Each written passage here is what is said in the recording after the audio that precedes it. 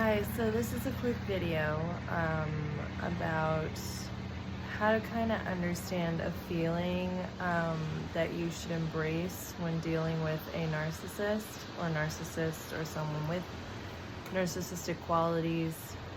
I know it's not considered a mental illness, but I don't know why somebody trying to ruin your life and that should be loving you on a spiritually energetic level and then doesn't and could care less for what happens to you wouldn't be considered mentally ill. But anyway, how you should adapt to it is not through, like, after you get through and recognize that you're hurt and then you're angry and then maybe vengeful or righteous and always wanting to just have some type of justice from the situation, feeling like you deserve it, demand it.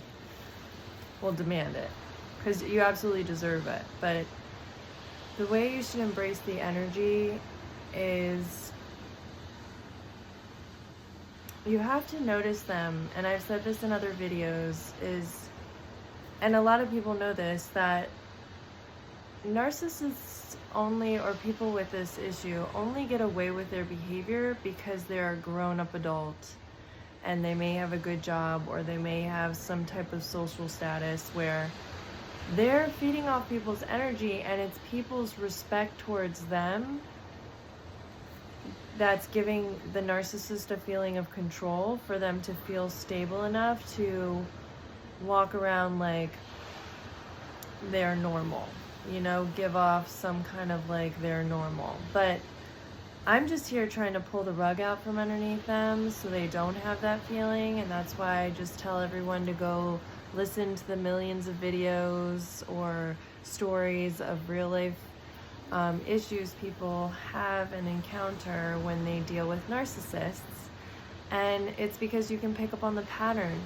Because when they don't have control over someone, you see them malfunction and turn into the way that they would act if you were the one being controlled by them. Basically, they act like a 3-year-old throwing tantrums when they don't get their way. They sometimes might even hold their ears and go la la la la la. Like, they act like a child to the point where if we really saw them for what they, like, their real character, you would never be attracted to somebody like this. Physically, sexually, mentally, emotionally, you would just be like completely put off and only wanting to wish the best for them because they haven't affected you the way you let them, because you had a preconceived idea that was false.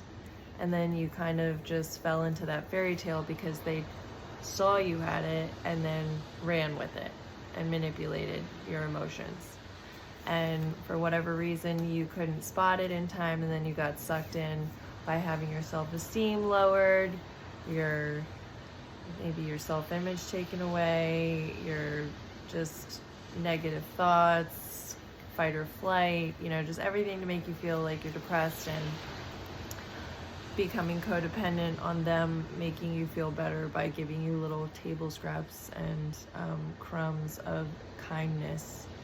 And that's, later after you've been in the relationship long enough, or it's just your family member or something, friendship, whatever. But I'm just saying that if you really can recognize, just put all that to the side now. And no longer is anybody getting affected by narcissists because they've really now understood the patterns just so effortlessly. When they come in contact with one, they're just not even really engaging, or they don't get sucked in. And you keep this energy with you by seeing that person as, I'm not going to say it's the same as somebody with, because there's different types of special needs, and typically when you say someone with special needs, they either have something like Downs or something in that category or around that category, or just the gist. But when you see somebody with Downs or those types of special needs, I call it special abilities, is because they are just coming from a place of love and kindness. Yeah, there's people out there that are shallow that'll make fun of them, but you can just look at them and say, you know, they need more help than the people with special needs. But these people just, they can really make you smile, and they can make your day, and, you know, they can really be in the moment, and they can teach you a lot. And my point is, it really kind of takes you outside of your future and past thinking, and you just are directly put into the present when you're with somebody with special needs, Downs, something like that. And it just brings this kind of beautiful feeling over you that you're just around somebody that's completely, extremely sincere, completely just vulnerable, honest, has no reason to be feared, and they just want to have a calm atmosphere around them. And it just feels almost like it's serene. So you give them your attention in that way, that they are special, and you see that about them. And you acknowledge them that maybe they have certain things that they need extra help with, you need to give extra attention to, and you do that because you know that they can't do it on their own, and you just feel for them, and you only want to just be there for them, and it actually makes you feel good to want to help them and make things easier for them, and just, it's just a joyful feeling. So I'm just going to spin it a little bit in comparison to a person with narcissism. I'm not saying they're bringing you joy, even though in another video, and I'm sure I've kind of hinted in past videos, we can learn things from them, just like we can learn from people with special needs. With narcissists, I'm not saying they're bringing you joy. I'm sorry, because I understand you think, where is this going?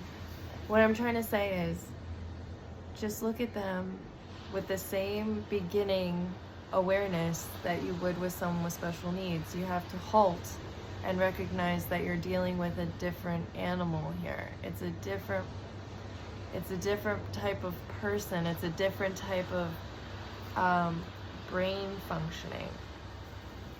And you have to see them now with not a negative eye to say, okay, I'm gonna screw this person over, they're this, and this. You have to remember, they went through something terrible in order to be comfortable in that toxic energy and feel fine living their life in that toxic energy. And, you know, believe it or not, when we are playing dumb to it, or not really being aware, or, you know, understanding the patterns and being well versed about them, then we're kind of enabling it, because the only reason narcissism exists is because of the way they can control others.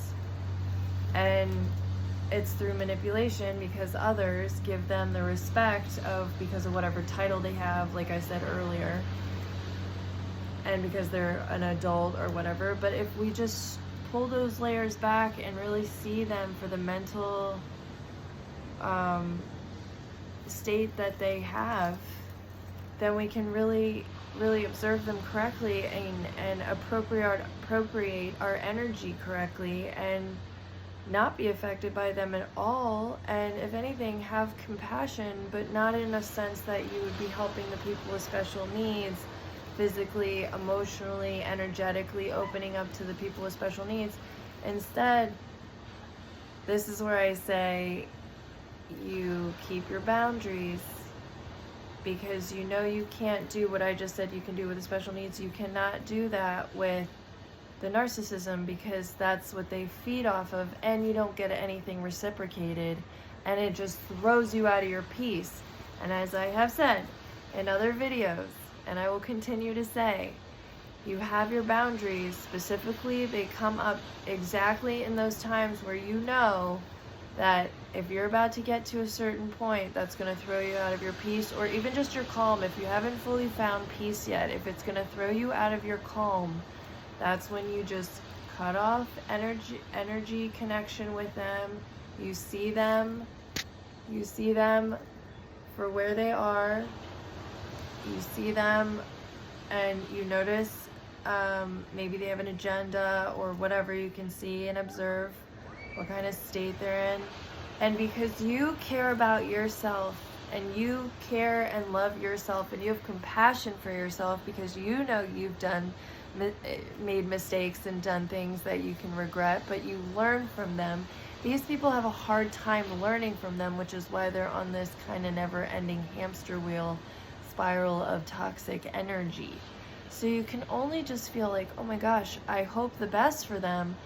But that's when you let Mother Nature, the higher power, the universe take in and take care of the rest with them. Handle whatever it is you see coming, because you cannot control that. All you can control is where your focus goes, what you're paying attention to, and how you decide to shift your energy and focus on things that bring you joy, and just completely